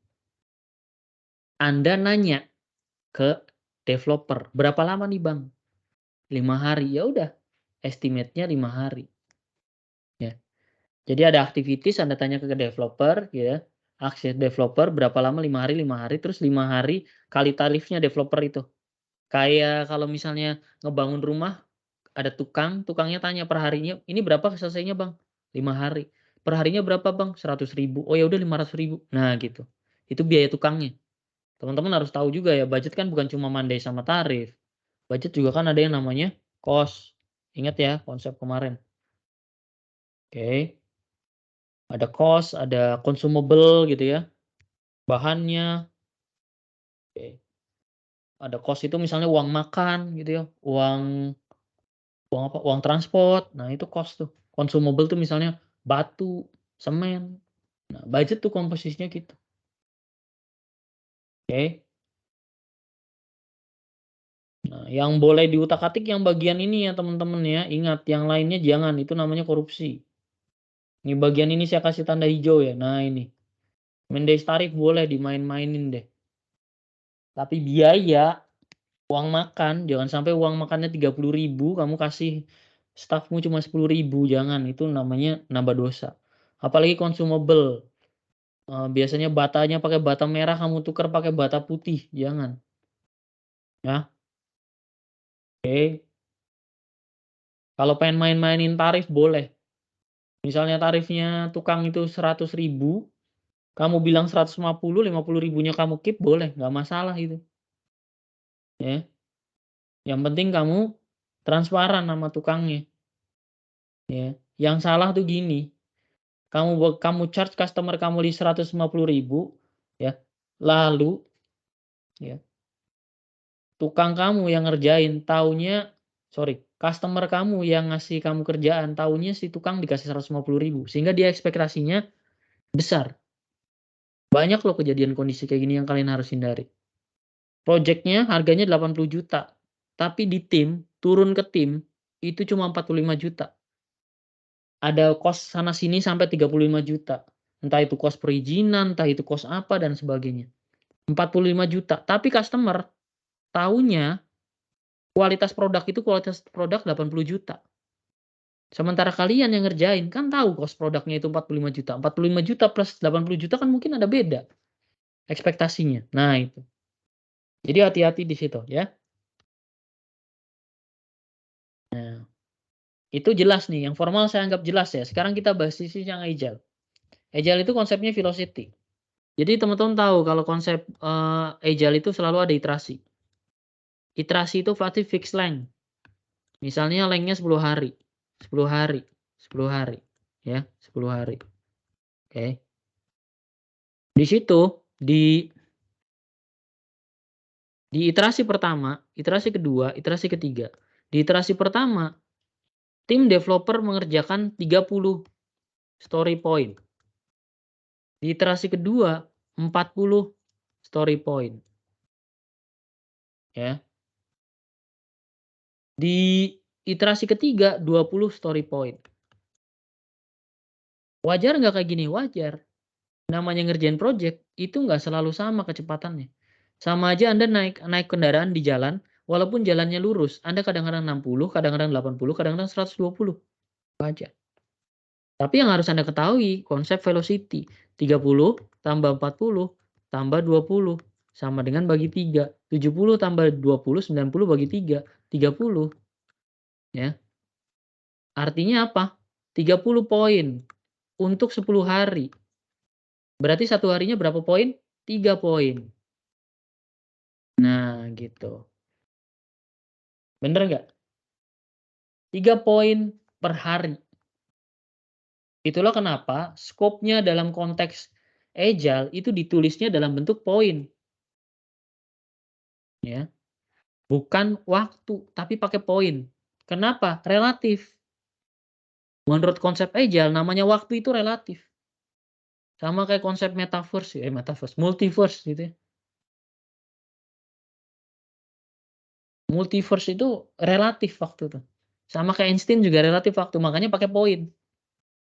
1 hari bagi Anda itu bisa sangat produktif sekali. 1 hari bagi orang lain bisa nggak produktif, gabut. Sehingga ada poin. Nah, konsep 3 poin ini namanya velocity. Nah, kalau udah punya velocity, apa yang kamu lakukan? Kalau ada sebuah ada perusahaan mengerjakan project. Project-nya itu ya 90 poin. Velocity teman-teman 30 poin per hari. Maka saya tanya, ini selesai berapa kalau ada project kayak gini? 90 poin. Selesai berapa? Ya. Akhirnya ada manfaatnya matematika di belajar manajemen kan? Oke. Walaupun ini pelajaran sosial. Ya. Berapa hari pertanyaan saya? Coba ditulis di kolom chat. Berapa hari? Saya punya tim dengan kecepatan 3 poin per hari, ada pekerjaan 90 poin yang didasarkan pada scope. Berapa hari? Sebulan 30 hari. 30 hari ya, yang bener ya 30 hari. Sebulan itu kalau orang pegawai biasanya 22 hari. Rumusnya ya T sama dengan S per V. Rumus apa itu? Ada yang pernah tahu itu rumus apa? Hukum? Hukum apa? T sama dengan S per V. Hukum? Ya, iya kecepatan ya, kecepatan jarak dan sebagainya. Sehingga 90 poin dibagi 3 sama dengan 30 hari. Nah, kenapa pakai poin, Pak? Karena yang mengerjakan nih, teman-teman harus paham, yang mengerjakan ini, yang mengerjakan project ini, kalau diganti timnya, poinnya akan berbeda, nggak bisa pukul rata. Nah, gitu kan. Sehingga basisnya adalah 30 hari. Tapi 30 hari ini adalah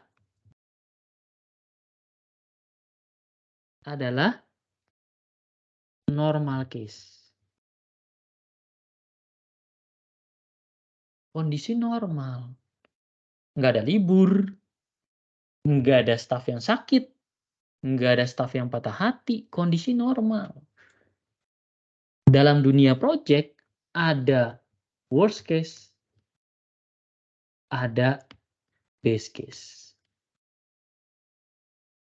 Nah, dalam setiap project selalu ada 3 hal itu.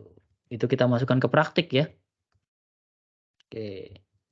Worst, normal, best. Dalam kehidupan selalu ada kayak gitu. Dalam hidup Anda selalu ada plan A, B, C. Plan A, B, C, bahkan ada yang sampai F terserah. Tapi selalu ada plan terbaik A, plan B most likely, plan C worst gitu ya. Plan terbaik Anda selesai skripsi 3 bulan, plan normal 6 bulan, plan terburuk 1 tahun, fine. Ya, gitu. Oke. Ya. Sehingga 30 tadi hari yang kalian katakan itu adalah normal, kondisi normal, teman-teman. Bagaimana kalau kondisi worst dan kondisi best case? Oh, ini best sih.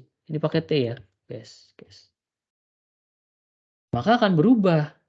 Contohnya pakai pendekatan ini. Ya, teman-teman bisa lihat di sini, ya.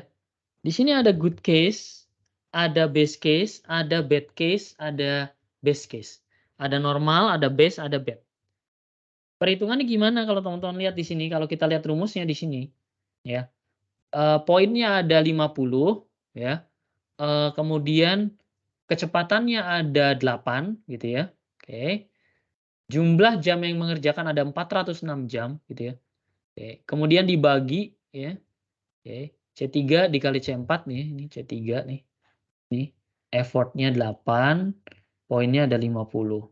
Sehingga perlu 40 jam, 400 jam. 400 jam, orangnya ada 2, berarti sama dengan berapa? Di sini kelihatan tuh. Ya. Tonton bisa lihat. Nah, ini ya. Yang kita lakukan 30 hari itu adalah good case. Bad case-nya berapa? Bad case-nya itu kalau teman-teman lihat di rumus ini, best case-nya adalah 75% dari good case. Jadi kalau 30 hari, 75%-nya berapa? Kalkulator, ya. Oke. Berarti 70%-nya? Oke. Berarti 0,75 dikali 30 hari. 22,5. Naikin 1 hari, 23. Bagusnya 23. Bad case-nya? Ya. 125%, ya. 125% dari 30 hari. Berarti, oke, best case-nya 125. 1,25 dikali 30 hari. 37,5 berarti 38 hari. Ya. Jadi 22,5 sama 38 hari. 23 hari sama 38 hari. Oke, teman-teman. Sekarang saya nanya ke teman-teman. Kan di proposal cuma boleh ada 1 waktu dan ada 1 uang. Nggak bisa Anda nawarin, "Kalau kondisi kami baik, biayanya segini. Kalau kondisi kami, eee, sangat baik, biayanya segini. Kalau kondisi kami buruk, biayanya segini." Nggak ada. Di proposal hanya ada 1 biaya. Nah, sekarang saya tanya, mana yang Anda akan tulis? Biaya bad case, biaya best case, atau biaya good case? Anda tulis 38 hari, 23 hari, atau 30 hari? Ya, mana yang Anda tulis? Oke, selamat bad katanya. Eee, Elang 38 hari, oke. Ikhwan 30 hari, Intan 38 hari.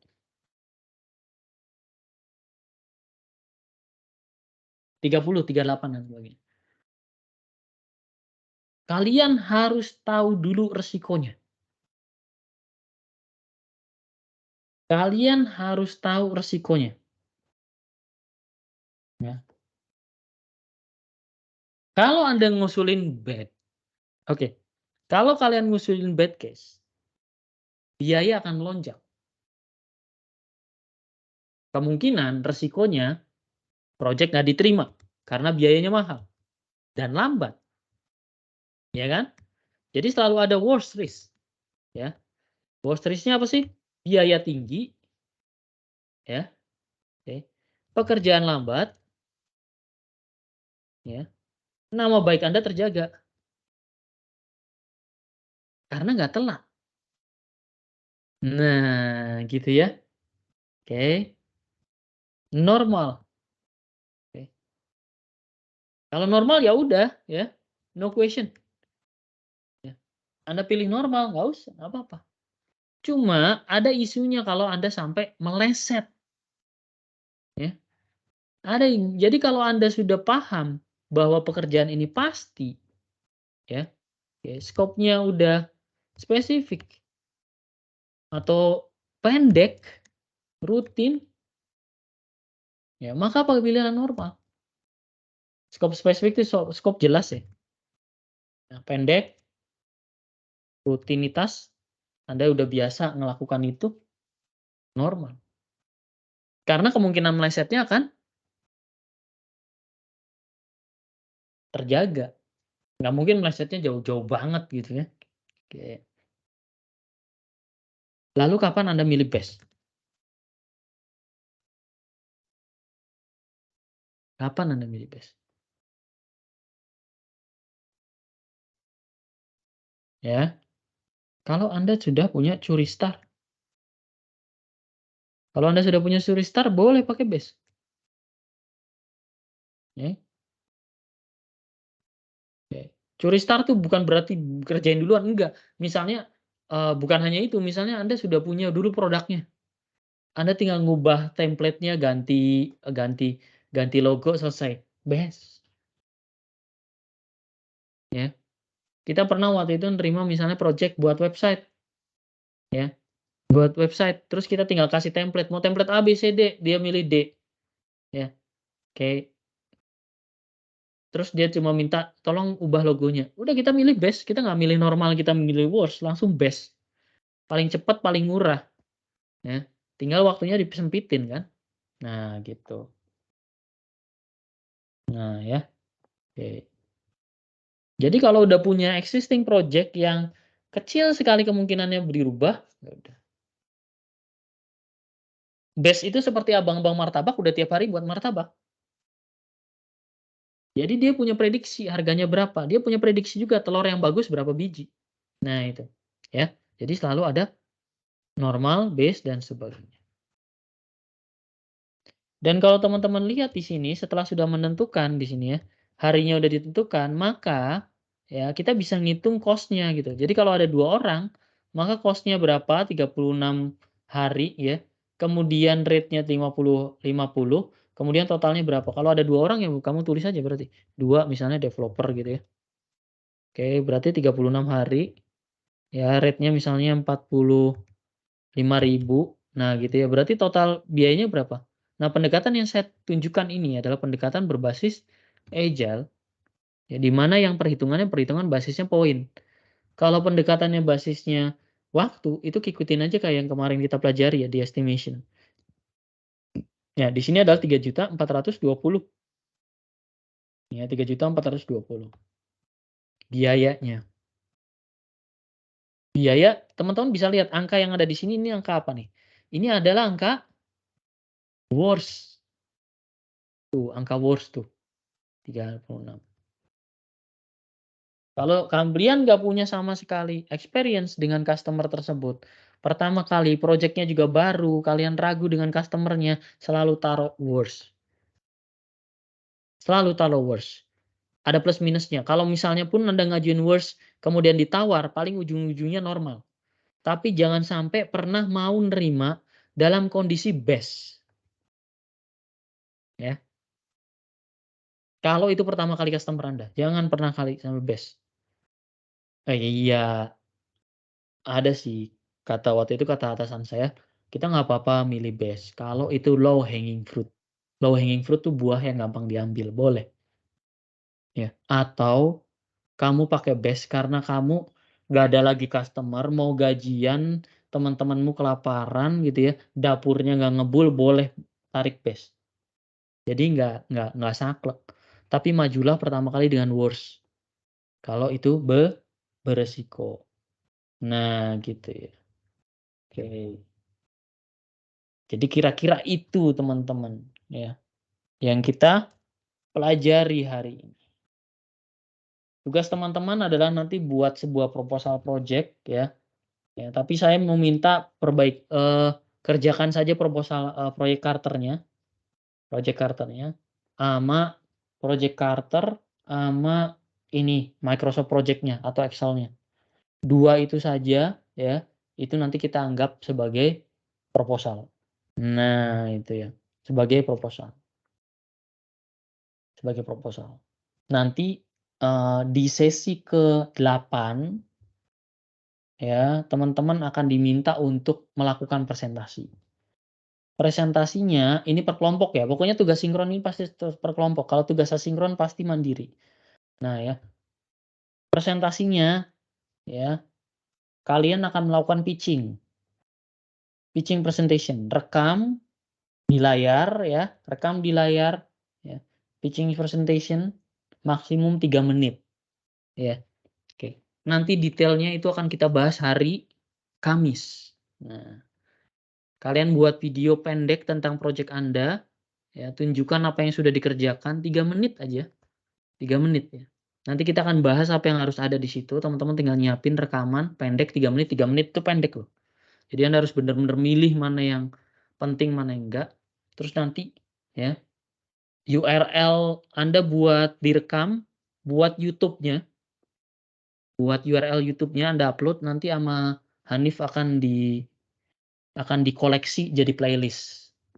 Nanti kita akan nonton bareng, kita akan pick ya, beberapa teman-teman untuk masuk playlist itu, nanti semuanya dalam satu playlist, kita akan nonton bareng. Konsepnya kayak gitu ya. Oke. Kalau teman-teman presentasi satu-satu, ini bisa sampai apa, Ini bisa sampai, Merry Christmas nih baru selesai gitu ya. Oke. Nah, jadi nanti teman-teman buat video pendek 3 menit lah, 3 menit Anda cerita tentang solusinya, ya proyek Anda tentang SDGs kemarin, dan itu yang sudah dikembangkan. Jadi nanti yang dikumpulkan cuma Project Carter, Microsoft Project atau Excel, dan yang terakhir adalah video. Cuma 3 itu untuk tugas ini, ya, untuk kelompok ya. Jadi kalau ada 3 orang masing-masing kontribusi udah dapet deh. 5 orang juga fine. Oke ya. Jadi itu ceritanya kira-kira. Sehitung-hitung mempersiapkan nanti untuk capstone. Nah, kalau di capstone kan ada hadiah ya. Di sini juga nanti akan ada hadiah deh ya. Hadiahnya nggak tahu, mungkin buku, mungkin apa gitu. Nanti saya pikirkan. Ya. Oke ya. Eh sebentar saya balik dulu ke sini. Ada yang saya lupa nggak? Oke, sudah semuanya kayaknya. Kita lihat. Oh, oke, waktu juga menunjukkan hampir pukul 9. Kalau teman-teman masih ada pertanyaan ditulis aja. Kalau nggak ada, ini yang kita pelajari hari ini. Kita punya beberapa prinsip untuk project. Pertama itu project itu harus mendiskusikan pertama budget, kedua time, ketiga scope. Ada juga mahzab yang budget, scope, terus time. Yang jelas budget nomor 1. Ya, oke. Kemudian teman-teman harus paham aturannya, ada beauty contest, ada TOR itu apa, ada project yang tipikalnya transaksional, ya. Ada yang boleh relationship ya, ada purchase order, POI, dan sebagainya. Kalian harus punya dokumentasi komitmen, ada term of payment, commissioning list, dan NDA. Kalian harus tahu itu apa ya. Terus apa saja yang ada di proposal, lihat di slide ya. Kemudian investasi, ada yang basisnya minimalis, ngirit, ada yang basisnya value atau kebermanfaatan nilai. Ya, pendekatan pembuatan proposal ada 2, formal, ngitungnya basisnya waktu, main days, atau agile, basisnya poin, velocity, yang ujung-ujungnya sih budgetnya dihitung berdasarkan ya poin, ya kan? Berdasarkan poin. Nah, ini saya lupa cari ngasih tahu. Jadi kalau di konsep agile, poin ini ya, poin ini akan punya nilai. Nah, saya kasih contoh ya. Misalnya suatu saat proyeknya adalah 90 poin. Terus ya, Anda dapat nilai proyeknya 90 juta. Ya. 90 juta selama 30 hari. Maka 90 juta itu per poinnya berapa? 90 juta dibagi 90. Berarti 1 juta per poin. 1 juta per poin. Kalau ada seorang developer mengerjakan sebuah pekerjaan user story yang itu nilainya 3 poin, maka developer itu akan memperoleh 3 juta. Karena per poinnya sejuta. Nah, konsep kayak gitu teman-teman juga harus tahu. Konsep poin. Karena konsep poin ini Agile disukai karena apa? Ini membuat kompetitif. Ada sebuah fitur nilainya 3, 5, 7 poin. Kalau dulu basisnya 3 hari, 5 hari, 7 hari, maka orang akan mengerjakan paling lama. Karena dibayarnya per main days. Sehari 100.000. 7 hari 700.000. Saya bilang aja aplikasinya selesai 7 hari, saya dapat 700.000. Itu merugikan bagi orang-orang yang bisa kerja cepat. Udah selesai 3 hari, ya, dia cuma dibayar 300.000. Ya mending saya ngerjain 7 hari. Nah, gitu ya teman-teman. Nah, tapi dengan adanya konsep agile, ini berubah. Karena sebuah pekerjaan bukan didasarkan berapa lama dia dikerjakan, tapi berapa poin pekerjaan tersebut. Jadi kalau ada 3 poin, artinya dia dapat 3 juta. 5 poin, 5 juta. Kalau ada developer yang saking pinternya 5 poin itu bisa dikerjakan dalam 1 jam, ya dia udah dapat 5 juta. Nah, itu yang namanya performance. Nah, gitu. Jadi teman-teman harus sadar, ada alasan kenapa itu disebut agile. Karena dinamis, membuat nuansa kompetisi. Kalau formal itu relatif formal. Kamu kerja nggak kerja tetap dibayar. Kamu cepat 7 hari, kamu cepat juga segitu, kamu lambat juga kayak gitu. Kalau di agile enggak. Jadi teman-teman harus tahu itu ya. Oke. Dari Adiansah, presentasinya boleh pakai slide dan voice boleh. Boleh slide dan voice. Muka kalau ini kelompok muka nongol dulu ya sebentar ya. Saya X, saya Y, saya Z, kami dari kelompok ini. Nah, terus habis itu kalian tutup boleh. Ya, nggak harus nongol setiap saat. Ya. Oke teman-teman, mungkin itu dulu ya. Silahkan nyalakan kameranya. Ya, saya akan unshare screen dulu. Oke. Udah belum ya? Udah unshare belum? Udah nih kayaknya. Oke, saya kembalikan ke Hanif, silahkan. Ada, Pak. Halo? Halo? Ya. Saya ada, Pak. Ya, ya, silakan Hanif. Sudah bisa didokumentasikan? Ya, teman-teman. 1, 2, 3. Bentar ya, Pak. Saya cek dulu, takutnya nggak kesimpan. Iya, suaramu juga agak putus-putus koneksinya kayaknya. Atau koneksi saya? Tahu ya, Pak. Sudah, Pak Ridi. Terima kasih. Oke, thank you teman-teman. Sampai jumpa di sesi selanjutnya ya. Tetap semangat dan tetap sehat. Terima kasih. Selamat malam semuanya. Terima kasih, Kak. Terima kasih, Terima Kak. kasih banyak, Kak. Terima kasih, Pak. Pak. Terima kasih, Pak. Terima kasih, Pak.